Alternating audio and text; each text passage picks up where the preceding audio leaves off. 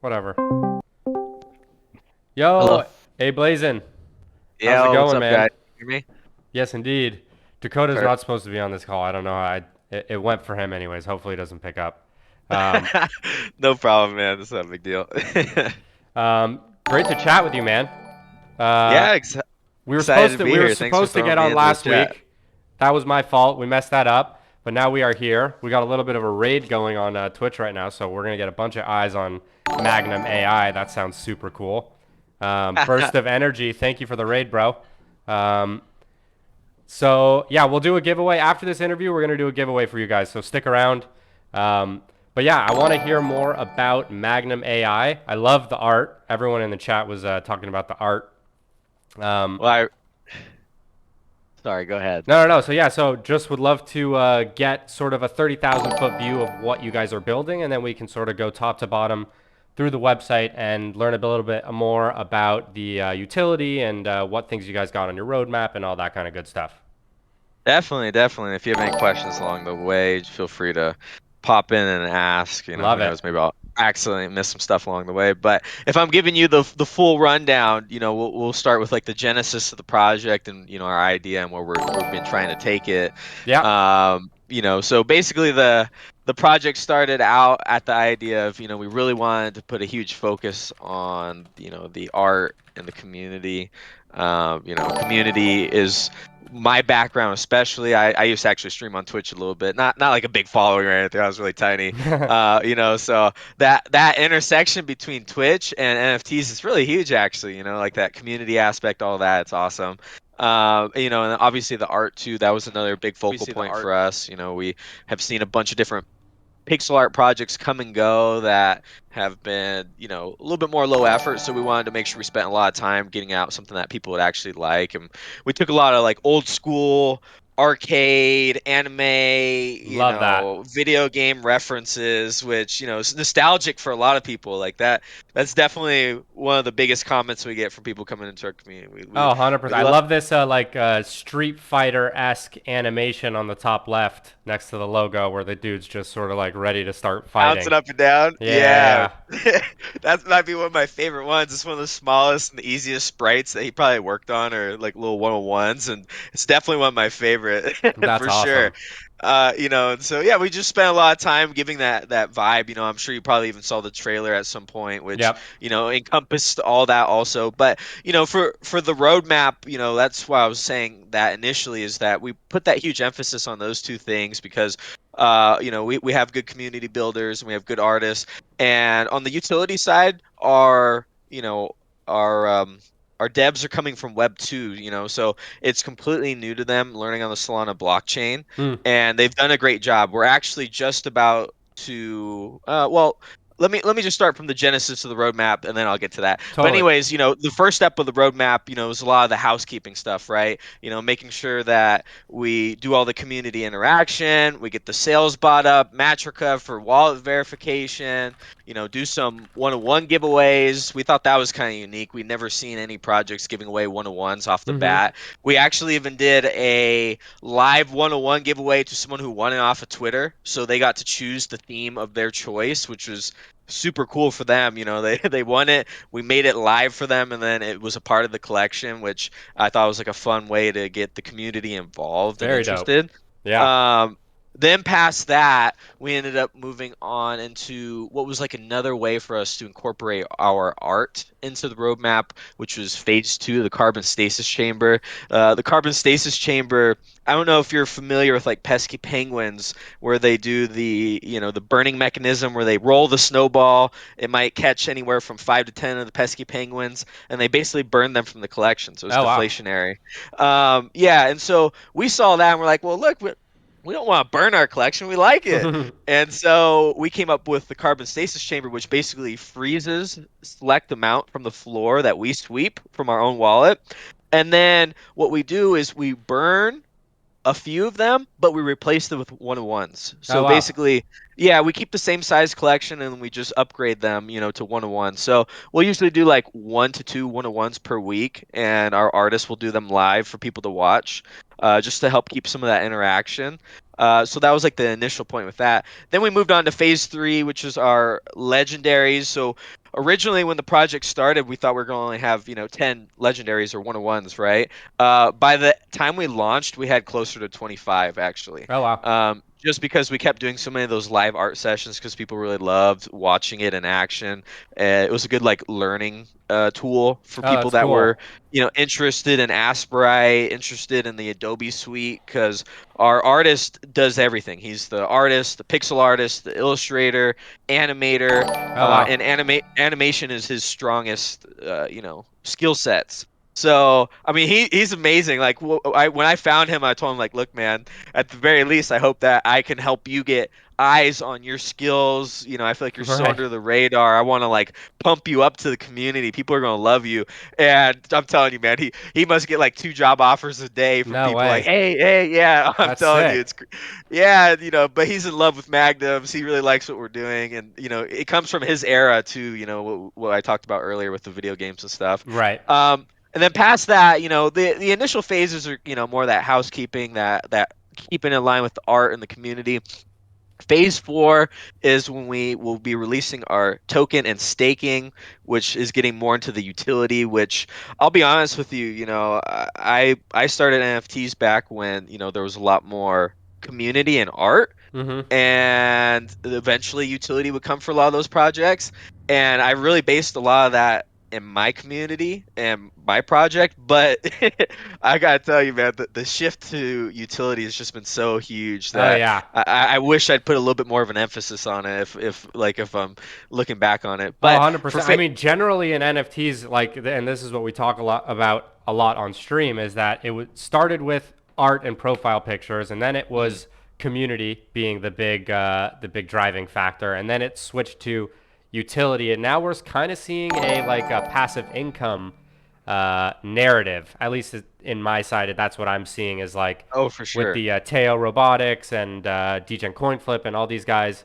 Um, like everyone's looking to Monkey Labs. All these guys are looking to do some sort of staking and uh, passive income type of thing. So it's interesting that how quickly the narrative has changed in Yeah. uh, in. But at least you're on top of it, and you don't necessarily have a plan for it, but you at least acknowledge it, and you're like, okay, we're gonna have to sort of shift gears and move with whatever the community is going after, because it's crazy how fast it changes.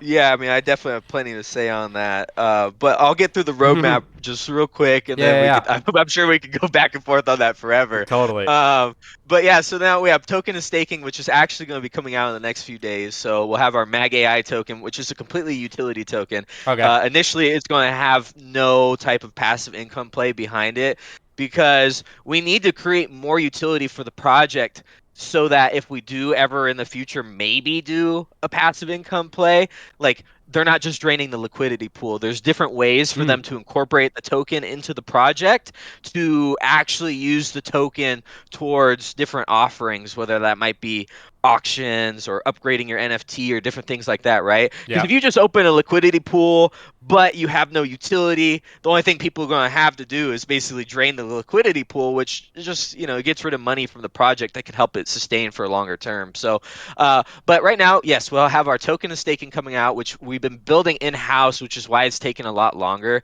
I would say probably 70 to 80% of projects right now are just having other projects do their staking for them. And we wanted to make sure that we did it in house because we see the value of showing your ability to do that, but also too having control of your own staking contract, Mm-hmm. And aside from that, staking is not becoming as flavorful anymore, but I don't think it's going away, and we want to also offer it to other projects. So that's why we put a huge Interesting. emphasis on including it. Past that, we'll have phase 5, which is more some of the utility actually coming out. We're going to be creating like an art upgrader, so you can upgrade your current Magnum AI to an animated Magnum AI. So have Oh, different nice. animated attributes. A lot of people do love those animated collections. So aside from that, we'll be working in other utilities, some type of alpha web page. I don't want to go too far into that Yeah, because it's like yeah, I'm feeling a little, feeling a yeah. little top secret on that. And lastly, phase 6 for us was the Magnum AI home. Whether or not we incorporate that, that is still extremely up in the air. And I'd left a disclaimer on the roadmap about that. And you don't even see it on the website, actually. It's Hmm, just on our Discord. And the reason why is just because we're super unsure if we're even going to execute on this part. And if we don't, we're just going to pivot to, future plans that we have. totally. But that's definitely the overview of the roadmap, kind of a little bit of background about the project.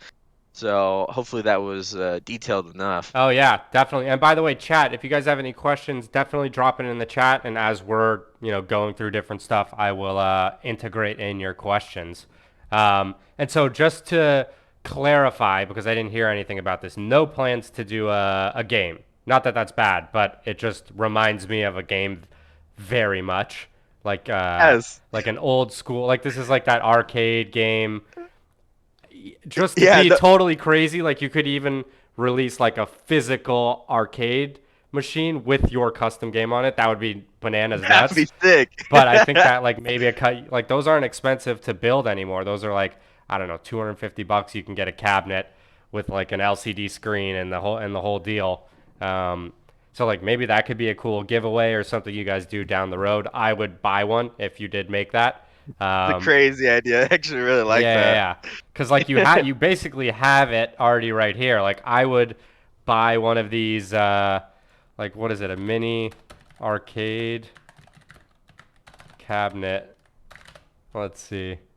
Yeah, they totally have them. They're like $300 at Walmart. Right, and then we could just vinyl over it with our own Magnum Exactly. AI That would be aesthetic epic. and logo and everything.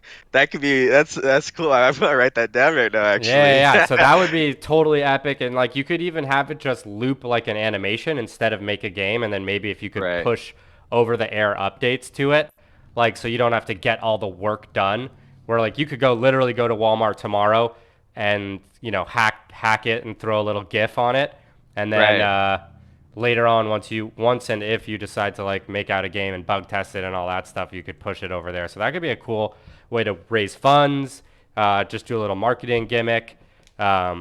But yeah, that's definitely No, what comes to mind when I'm sort of like on this website and checking out, and like you got the little guy on the top ready to fight. I'm ready to choose my character, and these guys all look like they have different powers, right? Like they're all like it's like a combination of like Mortal Kombat and Dragon Ball Z and like all these different type of like this guy's got to be Goku, like robot Goku, and then like you got like so it's super sick.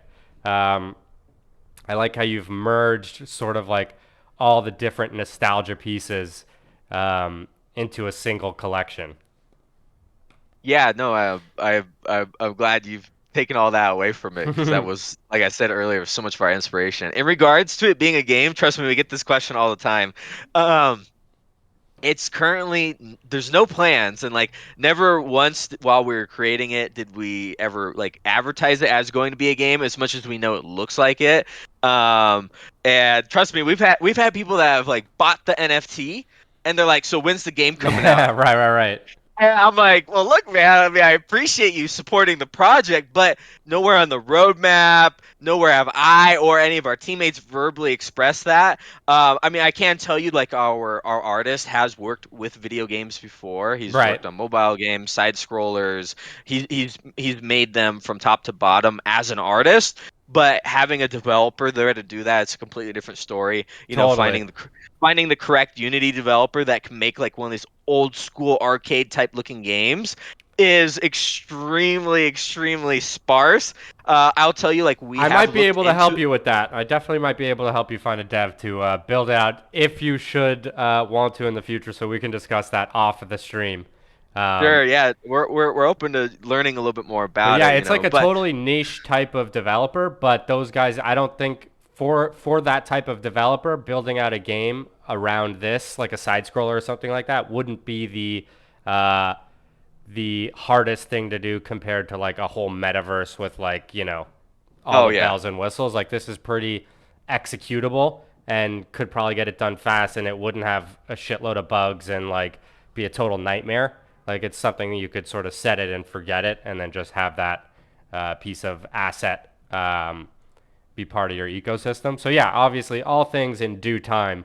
Um, One question from the chat Sure. is does rarity have an importance or unique utility? Or is it That's a great just question. like I own a cooler one? At the moment, for the collection, it's basically like you own a cooler one. The 101s that we've created will affect the staking with getting higher token yields, but otherwise, like the entire like static collection itself, that will not affect the token yield. Got it. That makes sense. Chat, if you have any other questions, drop them. Ooh, I like the Definitely, yeah. Pac-Man.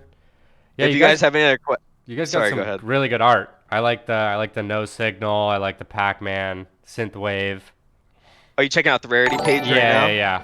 We were super stoked about the rarity page because I mean I don't know how long you've been in NFTs, but if you've seen a lot of these projects, they'll release a janky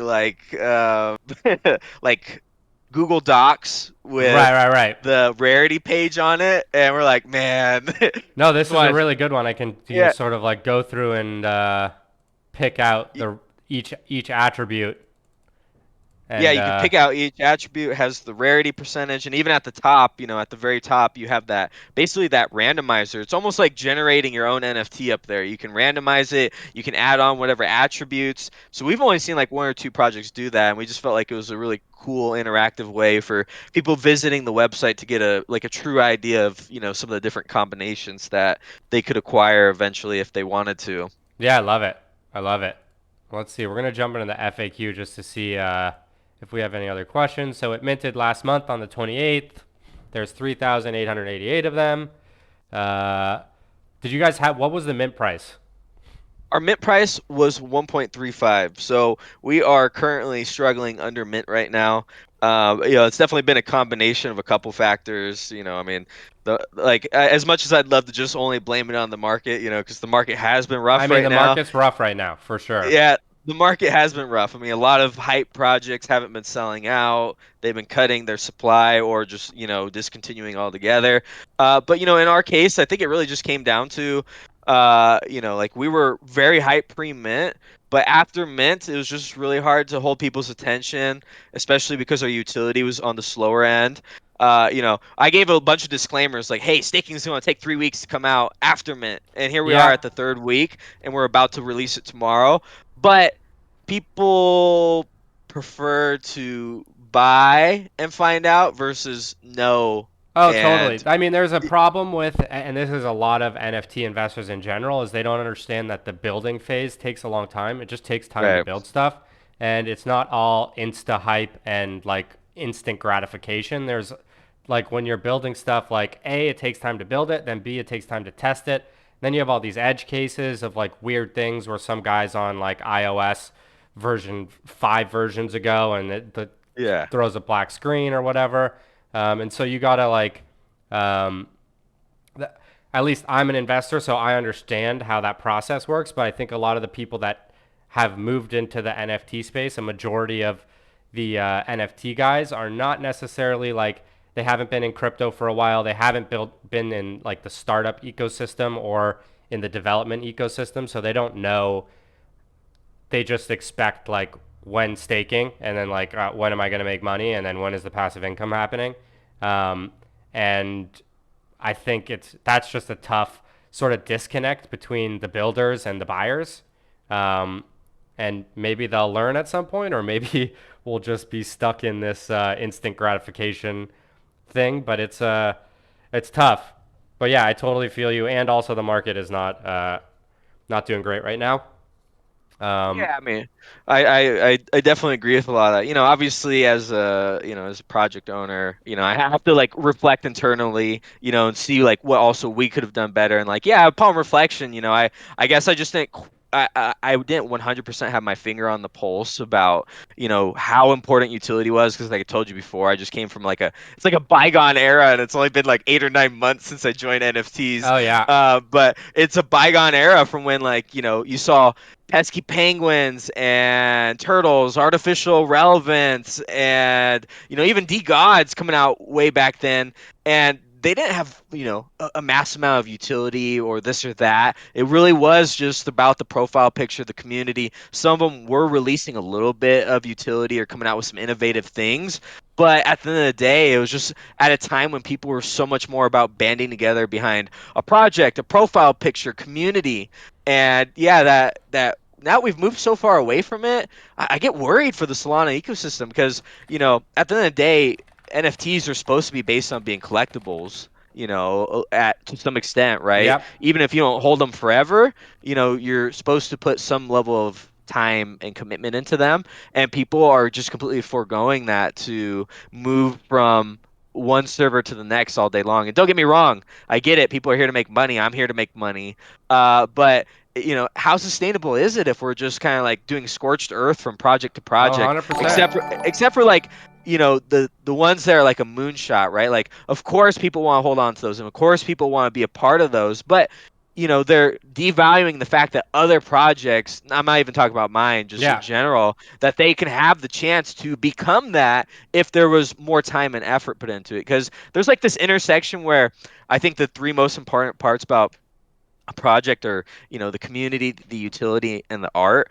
And right now, the emphasis is so huge on utility, and it's really taken away from the art and the Big time. community in a lot of aspects. And if people actually just spent a little time, being there, being present in the community, having fun, reaching out on Twitter, participating in XYZ, like that's how, people move in the space. There's a lot of hype and interest gained by seeing, active communities. And it's just impossible to garner that right now. I mean, I'm looking at some of these OG projects that have had high levels of success, Soulflowers, Pesky Penguins, et cetera, et cetera. And you go into their general chats, it's pretty dead right now just because Solana's not pumping like it once was. Yeah. And then, their alpha chats are still doing great because, they have all their old OG holders. But in the general sense of just seeing people hanging out, having a good time, enjoying NFTs for what they are, is definitely It's hugely, like hugely changed. the way that I see it in terms of like an animal analogy is like, you know how locust, like they just are a massive swarm and then they just move